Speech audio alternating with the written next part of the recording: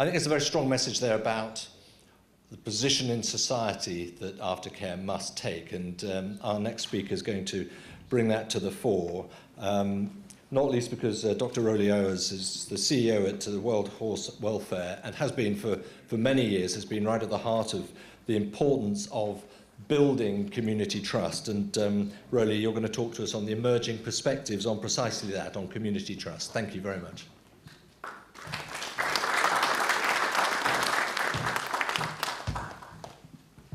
David, thank you very much. It's lovely to see connections, and I hadn't quite realised that Michael is president of IFAR. Gemma Owen, his daughter, is a patron of World Horse Welfare, I'm very proud to say.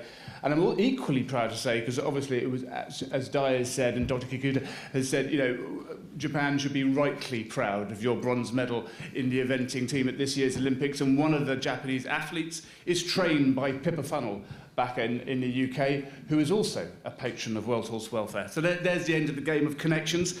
I'm delighted to be able to speak to you today. I'm very grateful to the team at IFAR for inviting me back. I was at the first meeting, I was fortunate to be at the first meeting at Dali back in 2017. I was also, last time I was at Cape Town in 2020 for that extraordinary assembly or conference that only a few weeks later the world went mad. And I was reflecting actually that so much has happened in the equestrian sector over the last 4 years, maybe not to the extent of a global pandemic, but sometimes not far short. So over the next few minutes, I just want to introduce you to the work of World Horse Welfare, the organisation that I work with. Then just to look at what the current assessment of public acceptance of racing and horse sport is around the world. Then to look at how we build community trust, and an aspect of that I specifically wanted to focus on was an engagement science project we've been running in the UK over the last year, to expand that out to other areas before trying to bring it all together at the end. So many of you will know, but World Horse Welfare was founded in 1927, and at our heart we have a caring and pragmatic approach to equine welfare that supports a horse-human relationship in all of its forms. Central to our approach is working in partnership, and we have 4 interrelated areas of activity. We provide direct care for equines in the UK and internationally, which allows us to support our research to uncover the root causes of equine welfare problems we see and their solutions. This evidence base builds our knowledge to develop our education, which we provide to horse owners across the world in multiple formats. And all of this hopefully brings credibility to our influence, enabling us to help shape attitudes, policies and practices to sustainably improve equine welfare of equines around the world. But probably of most significance and relevance to today is that, as far as I'm aware, we are the only equine welfare charity globally to actively support the responsible involvement of horses in sport. And as such, we are welfare advisors to the FAI, to British Horse Racing, and informally to many other federations and organisations across the globe. We co-wrote the FAI Code of Conduct for the welfare of the horse and are currently involved in the review of British Racing's horse welfare strategy, A Life Well Lived. World Horse Welfare has been focusing on the importance of public acceptance of horse sport, or social licence, as it's often referred to, and its relevance to equestrianism for some years now. In 2022, we published a paper that reviews the concept with the aim of helping equestrian sport navigate a way forward. And at the start of this year, we ran an online conference that provided regulators and decision makers with ideas from other industries on how public acceptance can be maintained. And a recording of that conference is available on our website. So what happens if we lose public acceptance? Well, I think we can safely say the consequences can be profound. Greyhound racing has been banned in parts of Australia and the US and is under threat in the UK. Jumps racing has been banned in most of Australia, and following this month's Paris Olympics, equestrian has now been lost from the sport of modern pentathlon. And what we can say for sure is that animal welfare concerns at least partly underpinned the loss of all of these sports. So this does show that the threat is real, and it is now. And the key issue for us all to recognise is that everyone involved in equestrianism, whether individuals or organisations, control the balance of our sport's social licence or its public acceptance. So what does the public think about racing? Well, this data is taken from surveys undertaken by an independent company on behalf of the FEI's Equine and Ethics Wellbeing Commission in 2022, and it involved 14,000 members of the public from 14 countries. Respondents were simply asked whether they had concerns about equine welfare in various horse sports. And as you can see, racing is about average across all the horse sports, as represented by the green dotted line. But despite being average, this figure is still startling because it shows that 2/3 of the people questioned across the 14 countries had concerns about equine welfare in racing. But it's certainly fair to say that racing is not ignoring the challenge posed by public acceptance. In the wake of last year's Grand Nationals in the UK, there were significant changes made to the race that received positive reaction from both inside and outside the sport. Racing in the US has also been the subject of significant criticism over the years, and HISA's racetrack safety programme took effect in 2022, again, to generally fairly positive response. There have been regular public outcries about media exposés of highlighting the slaughter of racehorses. So all of this means that the work of IFAR and the major racing jurisdictions in this space is of critical importance. A key aim of these strategies is to maintain and improve public acceptance of horse racing. And we know from other industries and sectors that this is heavily based on trust. This image shows the 6 attributes that feed into trust, along with some of our suggested actions for achieving this. But it's important to note the final recommendation, to do something, as this is fundamental, as this is absolutely not just a good exercise in good communications. It is vital that we act too, and then in our communications we can talk about what we are doing. So let's start with a focus on shared values. Clearly, we can't share the values of the public if we don't know what they are. So we need to start with researching public sentiment. And a very timely example of this type of research project was initiated by World Horse Welfare, significantly supported by racing last year, that has involved a broad cross-section of the equestrian sector in the UK. We have been working with an engagement science company in Australia called The Conic, and earlier this year they ran a large UK public survey. They have since undertaken some highly sophisticated analysis of this data that helps explain the relationship between all the measures in the survey and how they influence acceptance.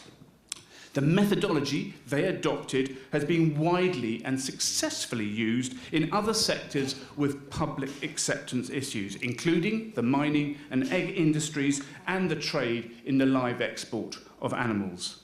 Given the limitations of time, we will only present the top line results today. This slide shows the results for trust in and acceptance of horse sports overall in the UK, presented on a scale that runs from 1 to 5.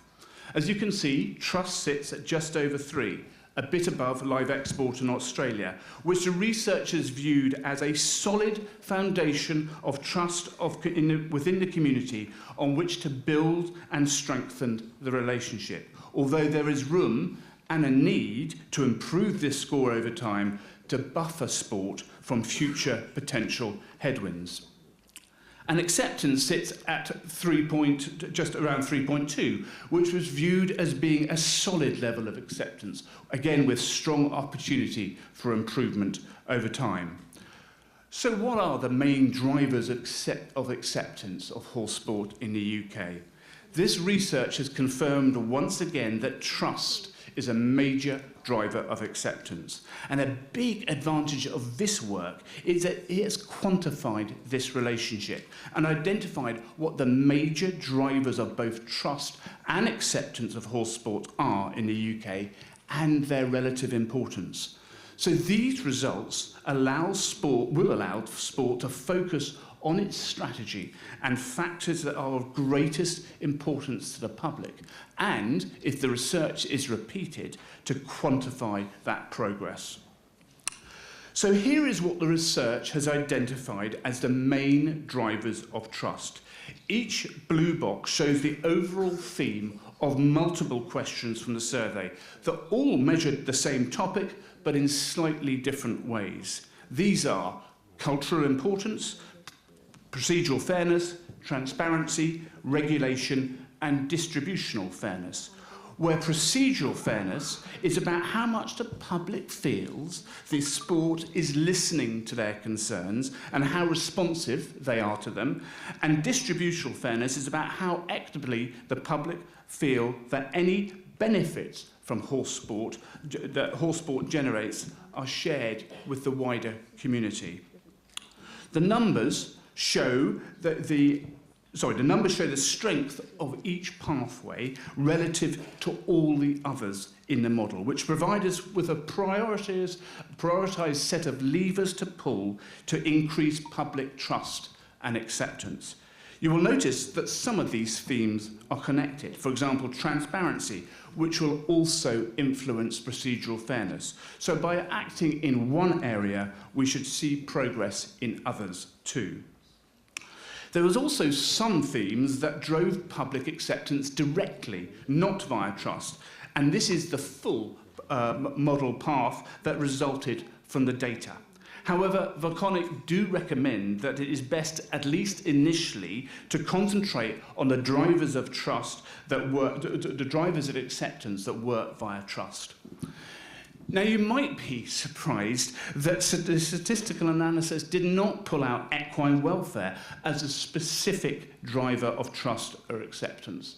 But without doubt, welfare is threaded throughout this model in multiple places. Survey respondents sent a very clear message regarding their expectations of the industry when it comes to welfare, which shone through in their responses to many of the questions. And it is also self-evident that welfare underpins many of the drivers of trust and acceptance shown on the slide, as regulation, breeding, and being transparent about injuries and fatalities, but also with procedural fairness, which is about industry responsiveness to public concerns, many of which focus on welfare. So returning now to this graphic, which illustrates the main actions that help to engender trust. Given time, we will just focus on the select few highlighted here in red. Firstly, find out what people both inside and outside the sector think and why. We have already covered the recent engagement science work from the UK, but it's important to recognise that while scientific evidence is fundamental to improving equine welfare, research has clearly shown that the public is far more swayed by your values, which should be open to moving towards their values than by scientific argument alone. For example, research from the livestock industry in the US shows that shared values are around 4 times more important in building trust than demonstrating competence.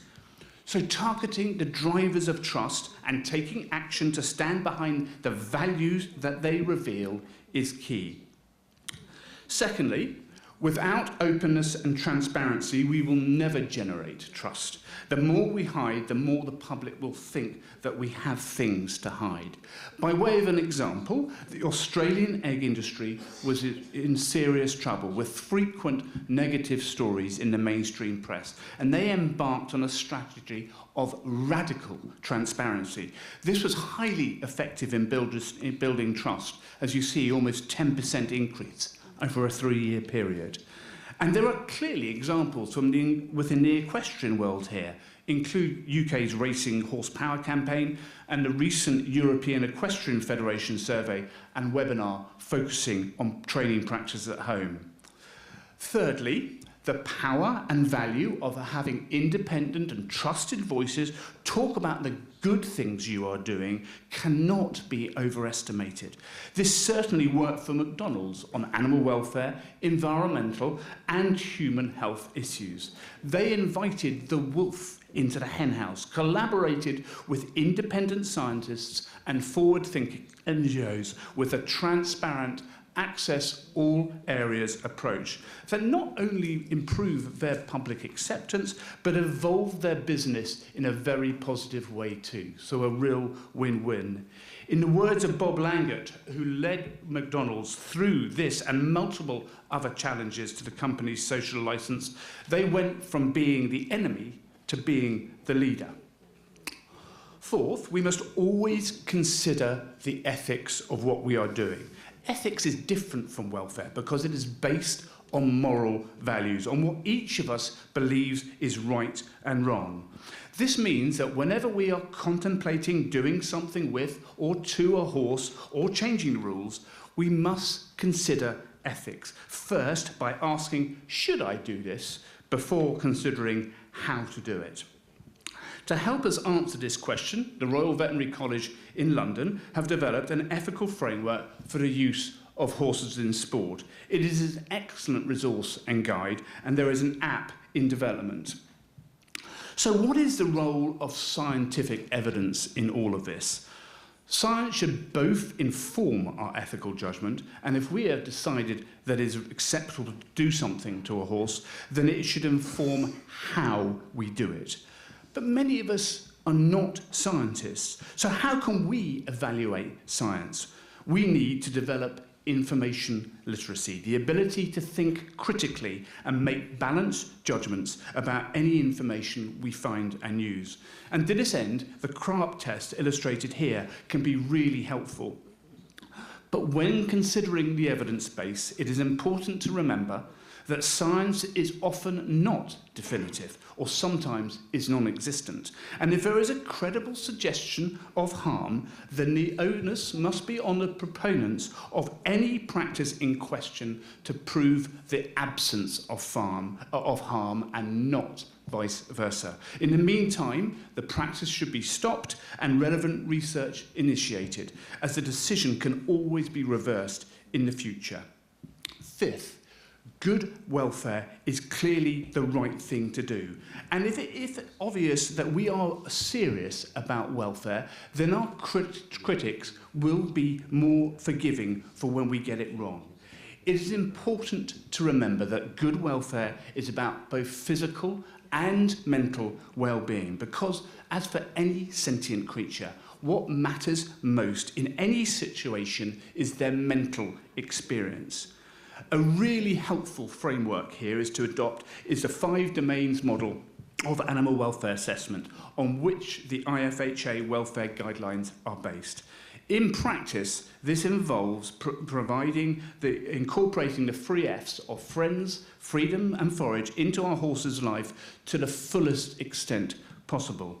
And as horses can be vulnerable, just like children and vulnerable adults, it is important to establish appropriate safeguarding procedures.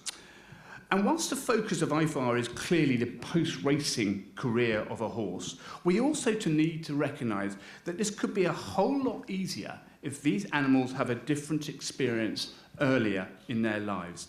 There is a growing evidence base that animals' early life experiences can affect them for a lifetime.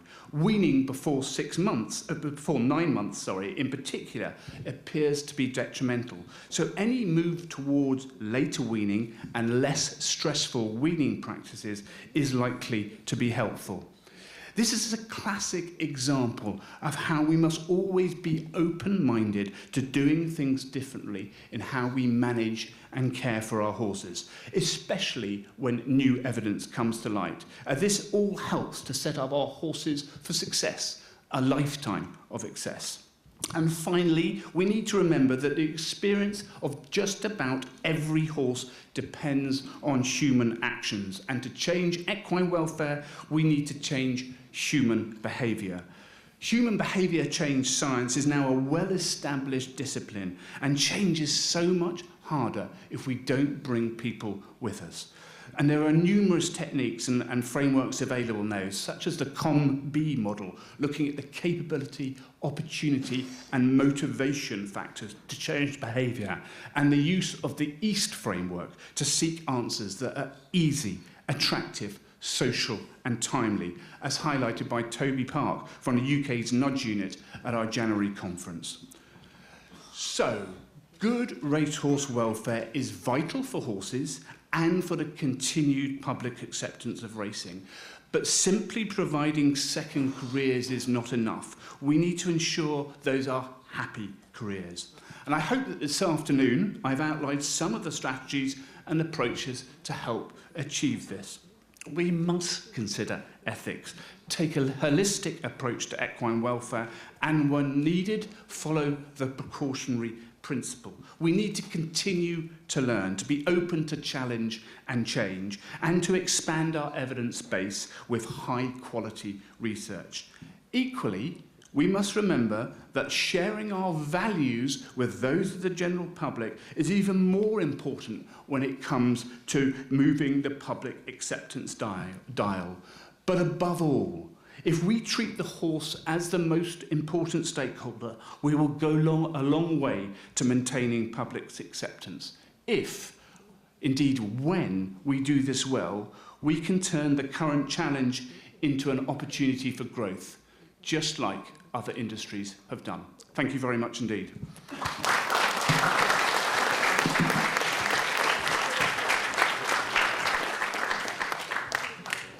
Roly, thank you very much indeed for that. There's an awful lot in there as well to focus on in terms of perspectives, community perspectives of what you're doing. I was struck by a couple of things, and let's not forget we've got Q&A at the end, so keep your questions in your pocket. But inviting the wolf into the hen house is a big, brave thing to do when sometimes the wolf really isn't too interested in listening.